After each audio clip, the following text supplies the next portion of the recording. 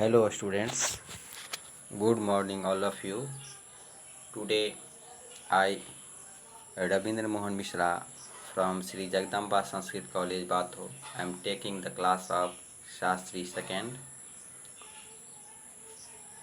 Today we learn, discuss some more or next explanation from the drama The Merchant of Venice. For today's first explanation paragraph is God made him and therefore let him pass for a man.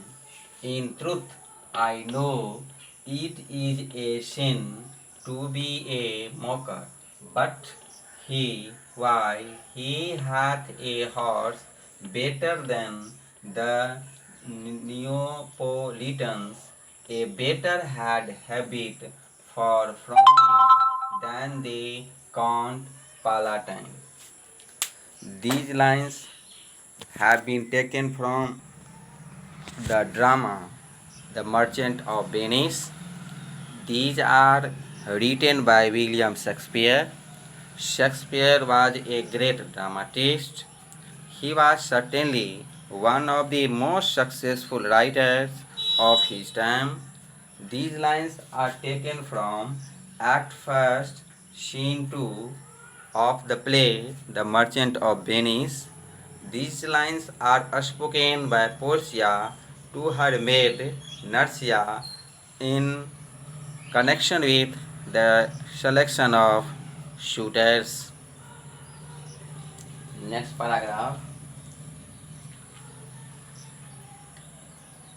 Since Portia is about to inherit considerable wealth and is beautiful and intelligent to boot, the lottery has encouraged many suitors to come to Belmont and try their luck.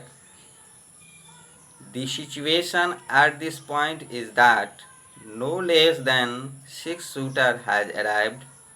Portia has obviously met and conversed with them and has formulated an opinion about it. Portia then proceeds to describe each suitor. In all instances, she seems to be quite cynical and points out each gentleman's negative traits. The reference of mocker is made when Nursia asks her about the French lord Monsieur Le Bon. It is evident that Portia does not like the lord much and questions his manliness, considering only that since he has been created as a man, she has to accept him as such. She acknowledged that it is sinful to be a mocker, that is, to make fun of others. The next paragraph. In short, we conclude that Portia's speech indicates that the Lord was showing off for her so much, fencing with his own shadow and dancing at the sound of a verse song.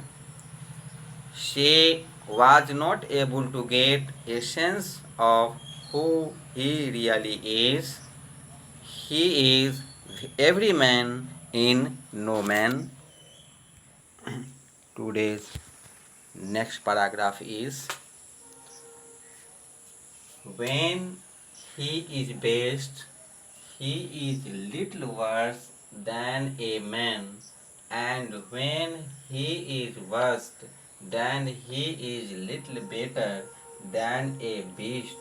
And the worst fall that ever fall, I hope I shall make shift to go without him. These lines have been taken from the play The Merchant of Venice. These are written by William Shakespeare. Shakespeare was a great dramatist. He was certainly one of the most successful writers of his time. These are taken from Act First, Scene 2 of the play The Merchant of Venice. In these lines, Portia and her maid Nursia are in conversation about Portia's deceased father's decision to will that his daughter's future spouse should be the result of a lottery that he has devised. Portia is quite upset about the arrangement since she has no choice in the matter but has decided to respect her father's wishes lest her forfeit her inheritance. Next paragraph. In these above lines, Portia expresses concern that if her suitor should be compelled via the lottery to marry him, she would have her hands full.